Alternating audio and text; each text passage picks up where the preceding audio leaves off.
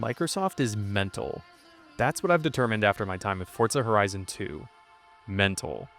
As with many of its Forza Horizon siblings and Forza Motorsport cousins, Forza Horizon 2 is delisted from digital storefronts and its online functionality has been removed. That means no road trips with your friends, no squaring off against rivals, no playing the Storm Island DLC, no sharing media, car designs, or tuning setups, and no downloading bonus cars that were added to the game after launch. Perhaps even more than the first game, I find this kind of heartbreaking. Forza Horizon 2 is a spectacular racing game, polished and fun and brimming with stuff to do, but playing it in 2025, there's disappointment lurking everywhere you look. Loading screens beckon you to the Storm Island DLC, but if you don't already own it, it's gone forever. The pause menu has an entire tab just for the downloadable Porsche cars and content, but you'll never get it. Scrolling through the auto show, you'll find tons of cars, including free ones, that have to be downloaded before you can use them. Forever out of reach. There's an option staring you in the face on the pause menu for online road trips with your friends, but you're on your own. The car meet feature seems like a really cool addition, but offline, it's nothing but a sad reminder of what could have been. Heck, even half the items on the skill tree are vestigial organs now that the game's online features are totally retired. As discussed in my first Forza Horizon video, the culprit here is licensing deals. Video game companies have to pay copyright owners of things like music and car likenesses to appear in their games. These licensing deals have time limits on them, and once expired, digital distribution rights go down with them. Of course, it's all just money, right? Surely if Microsoft wanted to, they could fork over the money to keep these games alive and kicking. And for all the things you can critique about Microsoft, it's not like they're short on cash. But why would they? There are 5 Forza Horizon games. This one is, almost unbelievably, 11 years old. Why pay to keep an old one on life support when few people are probably still playing it, and those people are just as likely to hop on one of those entries that isn't dead yet? It's a sad strategy, but an understandable one. The thing I've come to learn about the Forza Horizon series, though, is that they're not all interchangeable. Everyone you talk to has their favorite, and anecdotally, the favorites tend to skew toward the older entries instead of the newer ones. I think it's a crying shame Microsoft doesn't feel the need to keep licenses renewed to keep their Forza titles around, especially in a market hungry for quality games to put on Game Pass, because the Horizon series is outstanding. And now I'll tell you why Horizon 2 might be my favorite Forza game I've played yet. For starters, Horizon 2 made a sensational first impression. Opening this game blew me away. The presentation is immaculate. The production values are exquisite. The main menu loads and it's these gorgeous views of these cars looking unbelievable. Environments and weather and lighting, all incredible. I just have to pause because this game came out in 2014. Not only does it look better than it has any right to, but it's also the only game out of the 5 Horizon titles that did not get any Xbox One X enhancements. So no 4K, no 60 frames per second, and no optimized performance or load times. Other than its auto HDR offered by the Xbox Series X, what you're looking at is just a ridiculously good-looking video game. And then it loads up a bit of a teaser trailer, which is edited perfectly. And then you begin the game, and the first thing is a live-action cutscene that is this sensory blitz of near avant-garde imagery, basically a hallucinatory haze of music festivals, strikingly beautiful people, and exotic cars driving like they own the place. Before the game even starts, I just have to marvel at it. You can hear it in my voice. I'm smiling already. The production quality behind the game is nothing short of impressive. They executed their vision with aplomb. I can't believe we're depriving new audiences of this experience. Then we start to drive. As usual, they do the intro scene setter drive nicely, but the Lambo handles like booty because it's got all the assists on. I find myself wishing I could ogle the scenery, but there's no time. Eyes on the road. Another thing I noticed right off the bat is the haptic triggers. The Switch has its HD rumble, and Sony set the bar incredibly high with their DualSense for PS5. But from as early as 2013, the Xbox One and each console since have had haptic and rumble feedback in the triggers. Now, part of the reason I think they largely get ignored for this innovation is because not many games, in my experience, took advantage of it. But in the Forza games, they utilize it to great effect. Your triggers will vibrate when your car is on the verge of losing control. The throttle or gas trigger will vibrate if it's due to your throttle input being too high, and the brake trigger will vibrate if you're putting the car under too much braking force. It feels so intuitive to drive and handle the car like this that you essentially don't notice it. The first Forza game I ever played was Forza Motorsport 5 back in 2014, and I noticed it then because it was the only time I'd ever felt a controller vibrate in the triggers. But once the initial surprise wears off, You stop paying attention to the novelty of it, and you quickly learn to depend on it as the best sense of connection between you, the player, and the road. I don't want to overstate this, but in real life, driver connection to the car and to the road is essential for enjoyable driving, but also safe and effective driving. A racing game is no different, and typical racing games and gamepads have little to no way of communicating road input or steering feel to the player. So having the throttle and brake triggers vibrate to signal you to ease up on your input is genius. The game wastes no time flexing on you that it rains here now, and it's not just rain on, rain off. Storms roll in gradually, slicking the tarmac and eventually darkening the sky enough to kick on your headlamps and wipers. Pools and patches of water remain on the road in believable random placement, and the reflections look mighty good at a glance. And a glance is all you have time for. Watch those control inputs on the wet patches. With the opening salvo complete, let's now turn to the nuts and bolts of the Horizon 2 gameplay. If you've played any other Horizon titles, this one will feel familiar. Horizon 1 introduced players to the fictional Horizon Festival, a mix of racing, music, and partying that moves around the world. The first one took place in a simulated Colorado. Horizon 2 moves us to Europe, where we travel between a handful of cities scattered across France and Italy, some of the most gorgeous terrain on the planet. To qualify for the Horizon finale and beat the game, you have to win 15 championships. The championships are 4 races centered around one of the 6 in-game cities. Once you wrap a championship, all the contestants gather up for a leisurely road trip to the next city. You pick your next championship series, and repeat. There are over 20 championship series, such as Muscle, Hot Hatch, GT, Supercar, Hypercar, things like that. And you can enter each championship series in each city, leading to well over 150 total series if you want to go the completionist route. There's a great amount of variety. You might think you're going to do the same 4 courses in the same 6 cities every time, but the courses change depending on what series you're doing, with some vehicles leaning more off-road and some leaning less, so it doesn't get stale. This overall scheme is different from 1. In 1, you start at a certain tier, with events corresponding to the tier or color of wristband that you had, and the tiers dictated what class of car you would enter, and it naturally scaled up as you earned more and won more. And while the stunts and style points are back, you no longer level up a popularity meter. You just increase an arbitrary skill level that occasionally yields a new wristband color. I'm not sure this has any other effect. The popularity meter was a fun little touch in 1 that reinforced the festival conceit of the game, so I was bummed to see it absent here, or at least stripped of its identity. In 1, it felt more like you were making progress, scrambling your way up to the top of the festival both as a contestant and as a fan favorite. And each time you classed up a new wristband color, it was a big deal. It was your only real metric for festival progress. In 2, it's all about how many championships you have left before you qualify for the finale. The new scheme is nice because you can pick and choose what kinds of cars you want to race basically from the get-go, as long as you can afford what you want to drive. So if you're like, hey, I don't care about driving off-roaders, just give me the Ferrari, then cool, you got it. When I started the game, I figured I was going to have to do each series one time, but that's not actually how it works.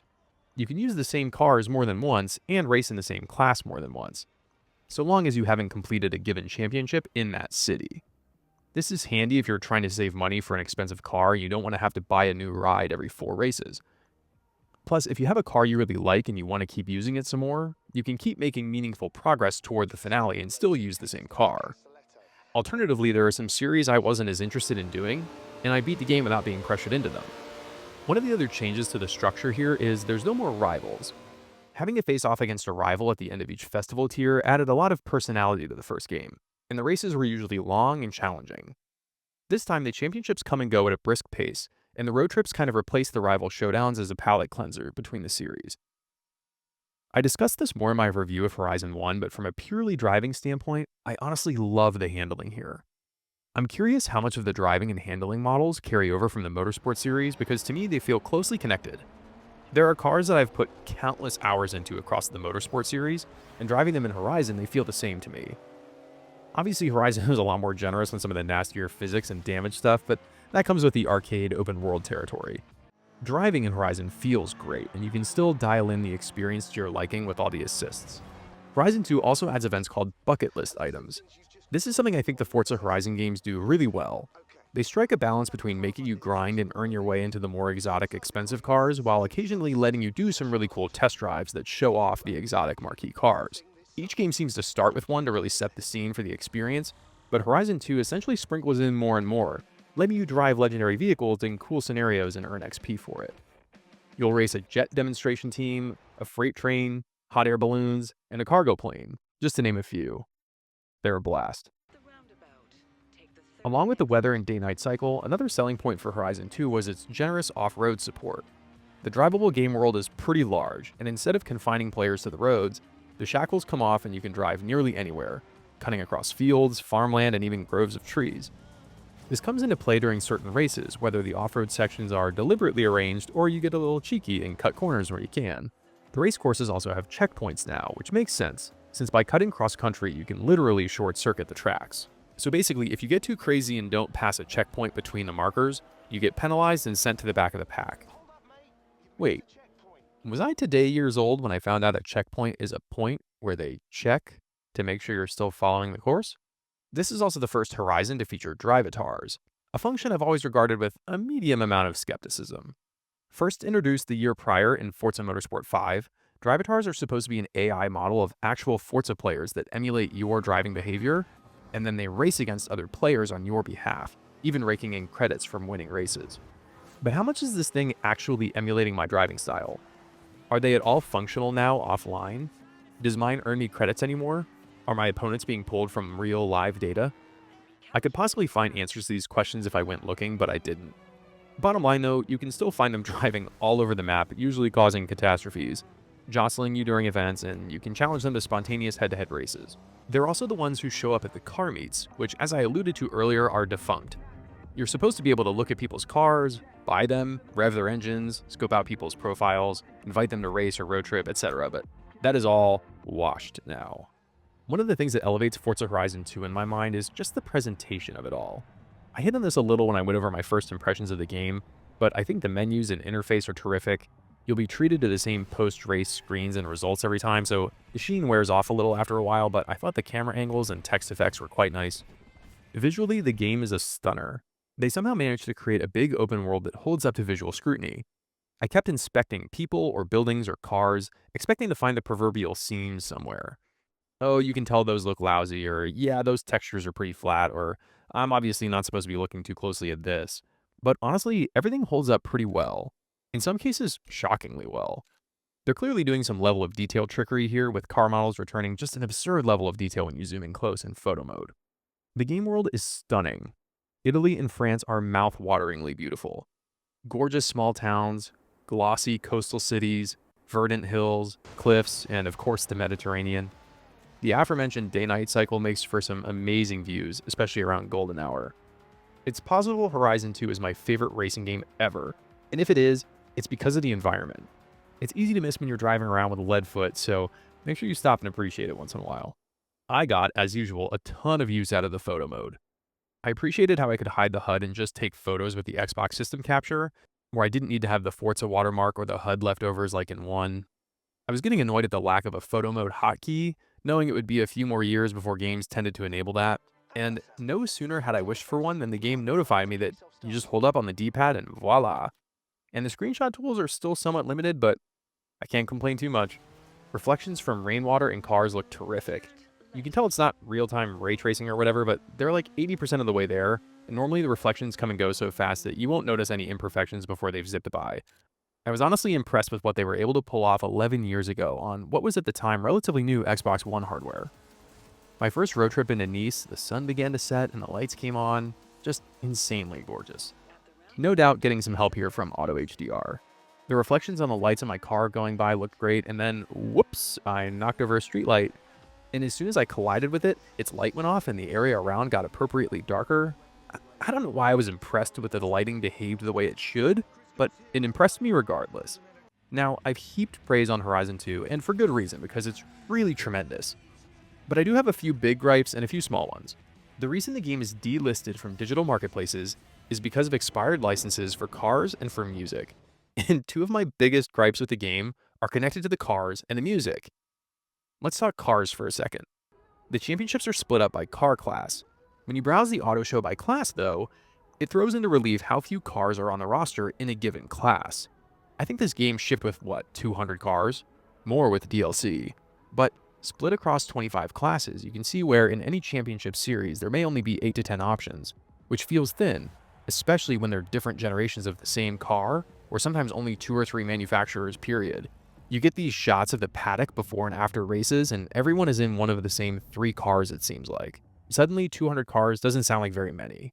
Compounding this issue is how many cars on hand are now 100% off limits because they're DLC only, which is not only sad but also frustrating. I could have had the Lamborghini Urus. In my notes, the word I used was devastated. As for the music, I think it's the single weakest part of Forza Horizon 2, and it's a genuine shame that this is one of the culprits keeping the game in purgatory. It's nifty that they more than doubled the amount of radio stations you can tune into, but most of them are playing absolutely nothing of note. The classical station is low-key the best one. It's also unfortunate because the music selection in 1 was so good, and the selection in 2 is an absolute snooze fest. In 1, I seldom changed radio stations other than when I just felt like mixing up the mood. But in 2, I treated it like the radio in real life, constantly changing stations, hopping around for a good song.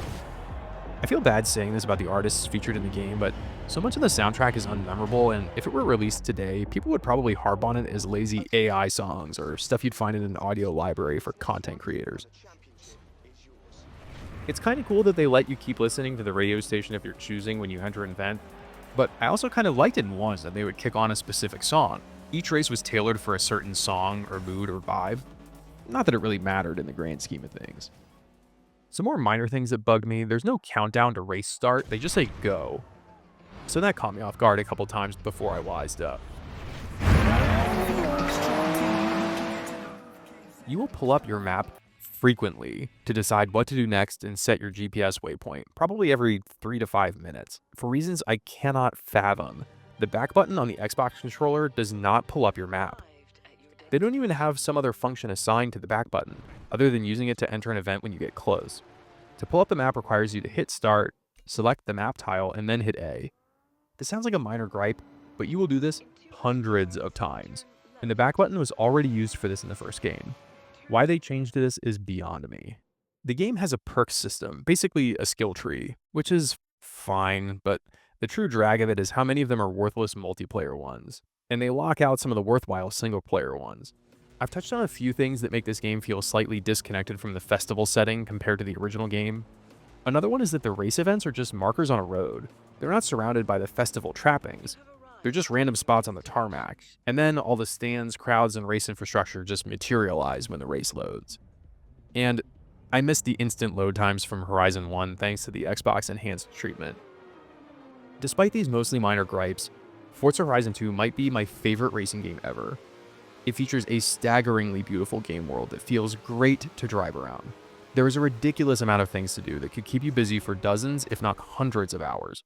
It boasts an elegant presentation and sky-high production values, and it is absolutely criminal that Microsoft has left it to wither away. If Horizon 2 looks like a game you want to play, do yourself a favor and find a used copy at a local game store or on eBay somewhere. And if you haven't already, you can check out my video on Horizon 1 here. As always, thank you for watching, and keep it clean.